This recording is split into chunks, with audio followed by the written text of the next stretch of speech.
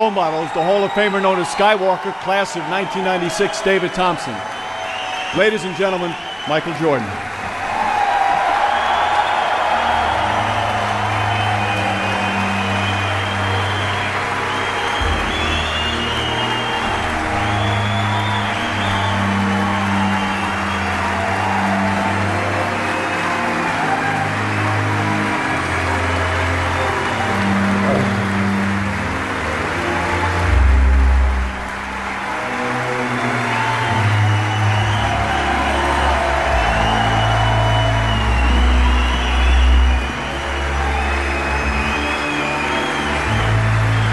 Thank you.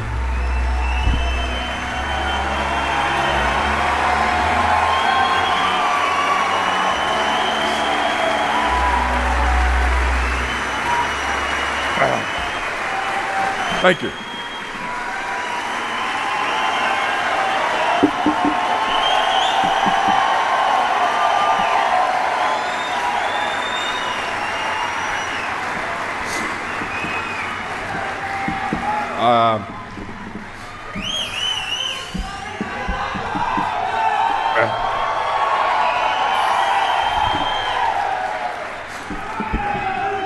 I told all my friends I was going to come up here and say thank you and walk off. I can't. There's no way. I got so many people I can thank. In all the videos, you never just saw me. You saw Scottie Pippen. Every championship I won.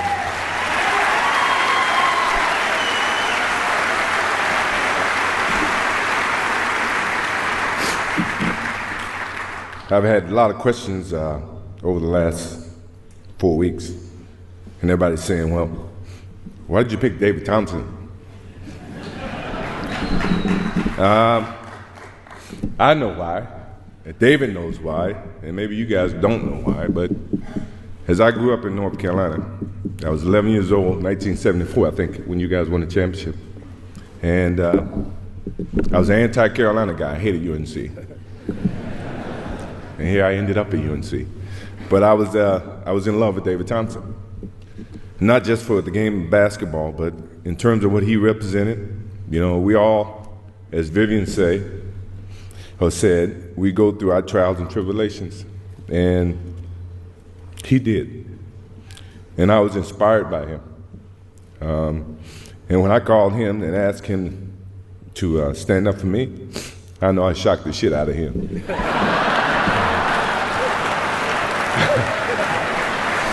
I know I did.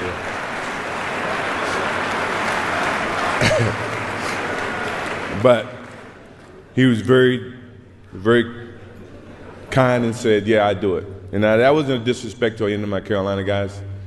They all know that I'm true blue Carolina guy to the heart. You know, Coach Smith, Larry Brown, Sam Perkins, James Worthy, you know, all of those guys. Well, it all starts with my parents. You guys see all the highlights. What is it about me that you guys don't know? As I sat up here and I watch all the other recipients stand up here and they give their history, and so many things I didn't know about Jerry Sloan. I know he lived on a farm, but I didn't know he was in a small classroom from first grade to the 8th grade. Even David Robinson, obviously I've known David for some time, and you know, I found some things out about him, and even with John, I found some bad things or good things about him, and even Viv, I've known Viv for years, and her and my father and my mom spent a lot of time on the Nike trips, and you know, I found out a lot of good things about her. But what about me that you guys don't know? I got two brothers, James and Larry. They're 5'4", 5'5" in height.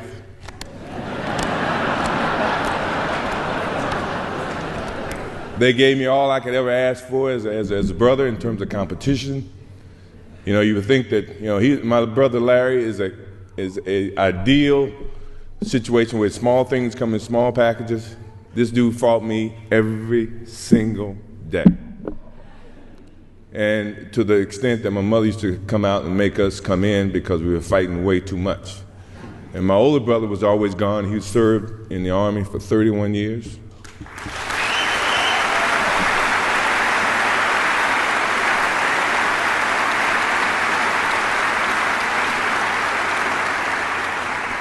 And the competition didn't stop there.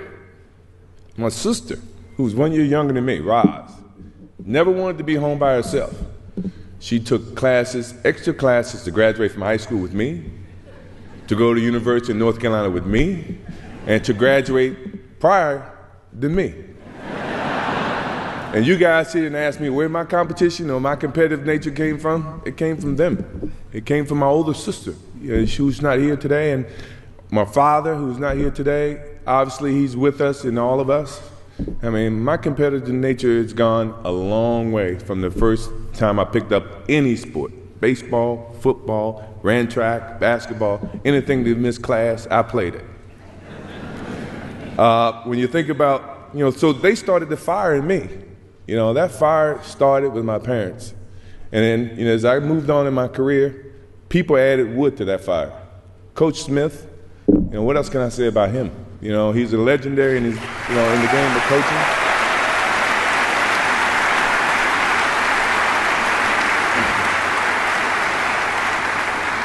And then there's Leroy Smith. Now you guys think that's a myth. Leroy Smith was a guy, when I got cut, he made the team, on the varsity team, and he's here tonight. He's still the same 6'7" guy. He's not any bigger. His game is about the same. But he started the whole process with me, because when he made the team and I didn't, I wanted to prove not just to Leroy Smith, not just to myself, but to the coach who actually picked Leroy over me.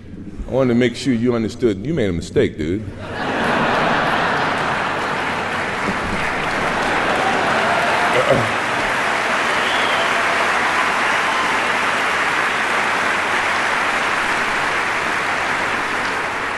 And then there's Buzz Peterson, my roommate.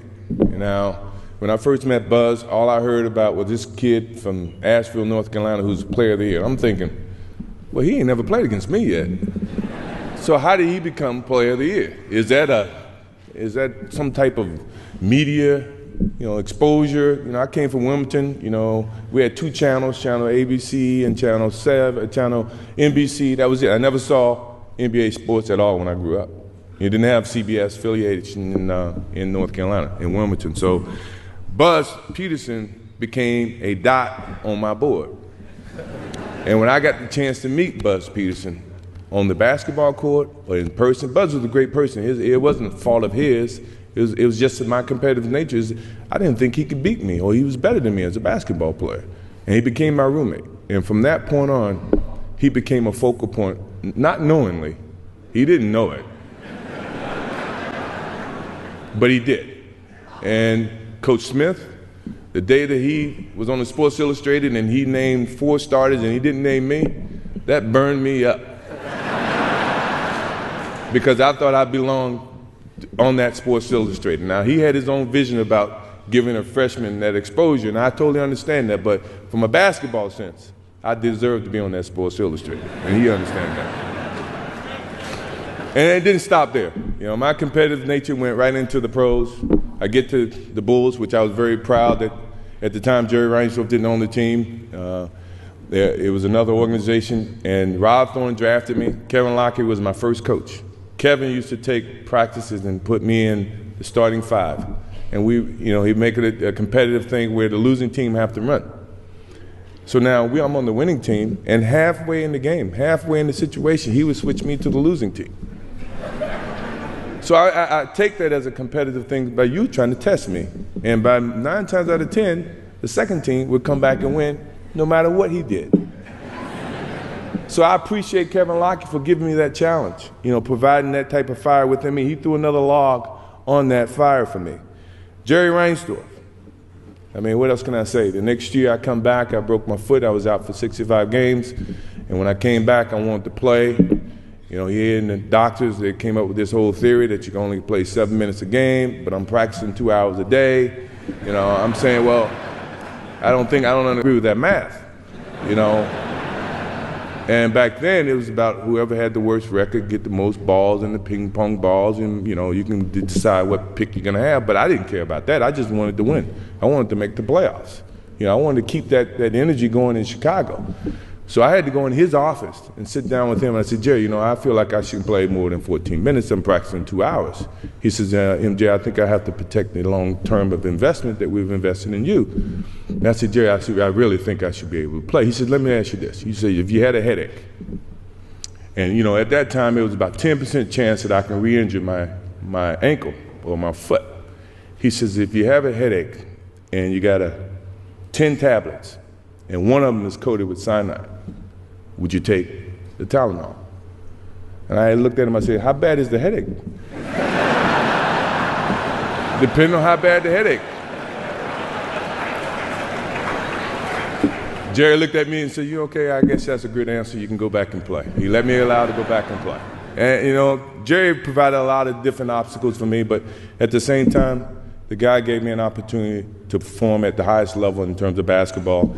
And the Bulls, the whole Bulls organization, they did a great justice for me and for all my teammates. Believe me, I had a lot of teammates over the 14 years that I played for the Bulls. And, I respected each and every one of them. I just wanted to win. No matter how you look at it, And then along came Doug Collins, who was caught in the whole mix of this Jerry Krause and Jerry Reinsdorf. And, at the same time, he, when I was trying to play in the summertime, he said, well, you're a part of the organization. And the organization said you can't play in the summertime. I said, Doug, you hadn't read the fine print in my contract. And my contract said I had the love of the game clause. That means I can play anytime I want, any place I want. And Doug looked at me and said, yeah, you're right. And that's how we became, a little closer in terms of Doug Collins and myself. And, Jerry Krause is right there, and Jerry's not here. Obviously, I don't know who invited him. I didn't. But I hope he understands. It goes a long way, and he was a very competitive person. I was a very competitive person. He said organization wins championships. I said, I didn't see organization playing with the flu in Utah. I didn't see him playing with, with the bad ankle. Granted, I think organizations put together teams, but at the end of the day, the teams got to go out and play. So in essence, I think the players win the championship, and the organization has something to do with it. Don't get me wrong, but don't try to put the organization above the players, because at the end of the day, the players still got to go out there and perform. You guys got to pay us, but I still got to go out and play.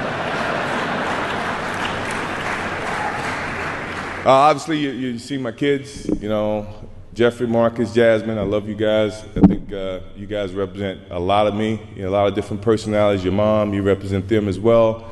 I think that you guys have a heavy burden. I wouldn't want to be you guys if I had to, because of all the expectations that you have to deal with. I mean, look around you.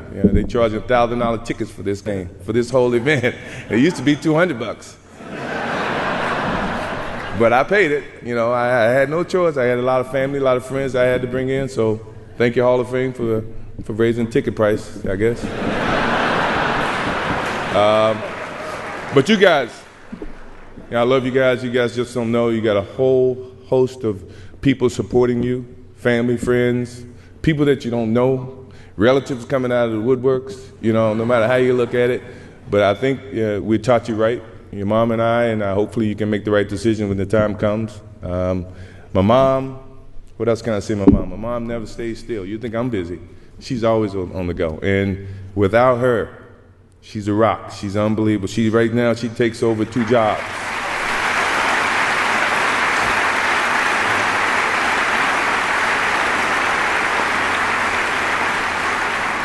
She's an unbelievable woman.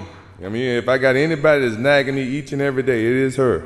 And she constantly keeps me focused on the good things about life. How people perceive you, how you respect them, what's good for the kids, what's good for you, how you're perceived publicly. Second thought, take a pause and think about, things that you do. And that all came from my parents, came from my mom. And she's still at this stage, and I'm 46 years old, she's still parenting me today.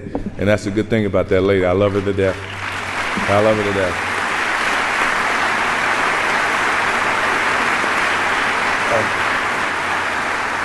And I'm going to thank a couple people that you guys probably wouldn't even think that I would thank. Isaiah Thomas, Magic Johnson, George Gervin. Now, they say it was a so-called freeze-out in my rookie season. I wouldn't have never guessed, But you guys gave me the motivation to say, you know what? Evidently, I haven't proved enough to these guys. I got to prove to them that I deserve what I've gotten on this level. And no matter what people may have said, if it was a rumor, I never took it as truth. But you guys never froze me out because I was just happy to be there, no matter how you look at it.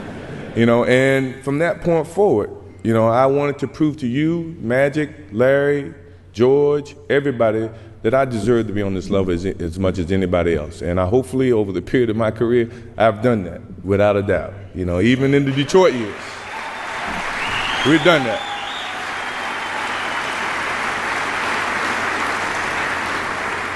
Pat Riley, I mean, you and I, we go way back. I still remember in Hawaii.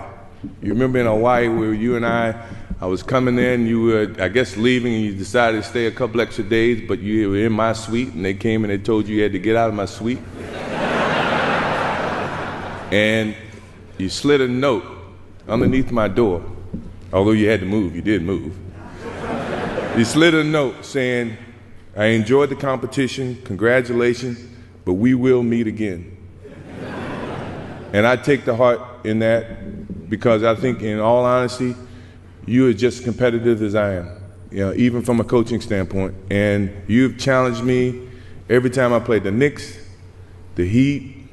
And I don't think you were with the Lakers, but anytime I played against you, you had Jordan Stoppers on your team.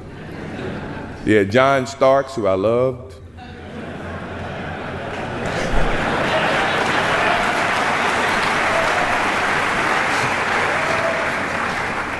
You even had my friend Charles Oakley saying we can't go to lunch, we can't go to dinner because Pat doesn't believe in fraternizing between the two of us.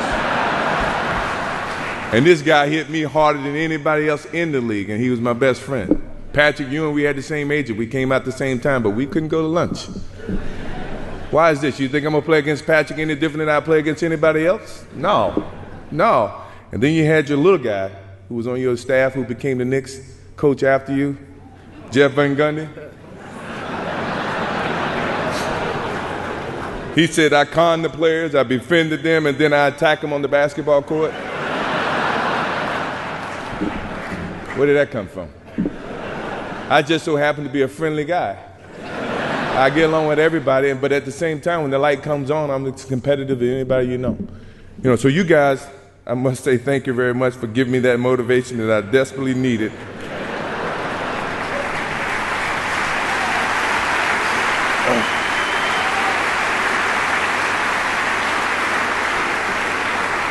Phil Jackson is, to me, he's a professional Dean Smith. You know, he challenged me mentally, not just physically. You know, he understood the game, along with Tex Winter. They taught me a lot about the basketball game. Tex being the specialist, you know, I could never please Tex. And I love Tex. Tex is not here, but, you know, I know he's here in spirit. He is. I can remember a game coming off the basketball court, and we were down, I don't know, 5 to 10 points, and I go off about 25 points, and we come back and win the game. And we're walking off the floor, and Tex looked at me and says, you know, there's no I in team. I say, Tex, it's not an I in team, but it's I in win.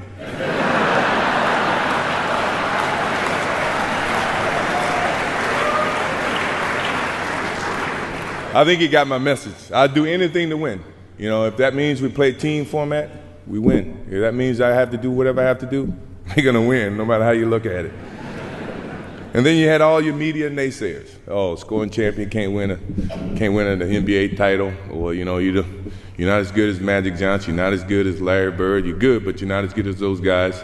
You know, I had to listen to all this, and that put so much wood on that fire that it kept me each and every day trying to get better as a basketball player. Now, I'm not saying they were wrong. I may have looked at them from a different perspective, you know, but at the same time, as a basketball player, I'm trying to become the best that I can, you know, and for someone like me who achieved a lot in over the time of my career, you look for any kind of messages that people may say or do to get you motivated to play the game of basketball at the highest level, because that is when I feel like I excel at my best. And my last example of that, and the last one that you guys probably have seen,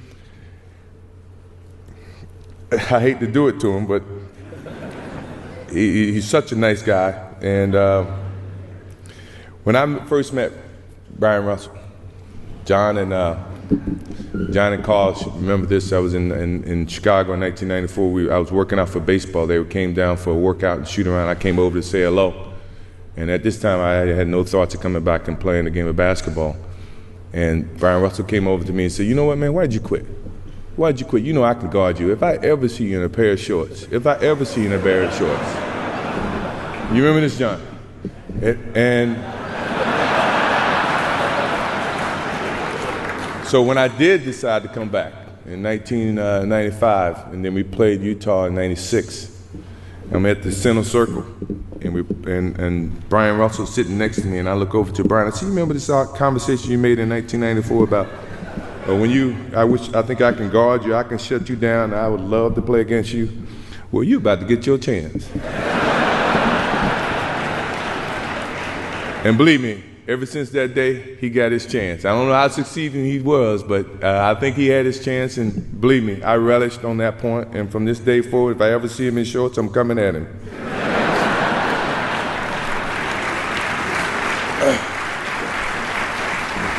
I know you guys got to go. I know I've been up here a lot longer than I told my friends I was going to be up here. I cried. I was supposed to get up here and say thank you and walk off, and I didn't even do that. So I appreciate it. Thank you very much. I appreciate it.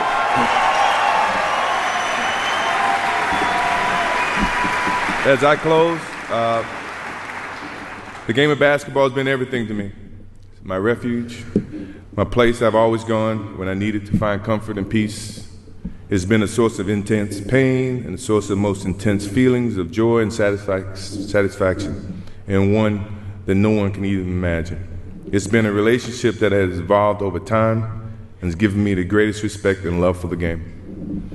It's provided me with a platform to share my passion with millions in a way I neither expected nor could have imagined in my career.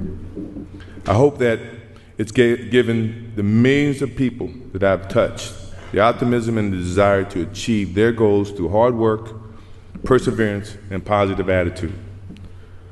Although I'm recognized with this tremendous honor of being in the Basketball Hall of Fame, I don't look at this moment as a defining end to my relationship with the game of basketball. It's simply a continuation of something that I started a long time ago. One day you might look up and see me playing the game at 50. Oh, don't laugh. Don't laugh. Never say never. Because limits, like fears, are often just an illusion. Thank you very much. Look forward to it.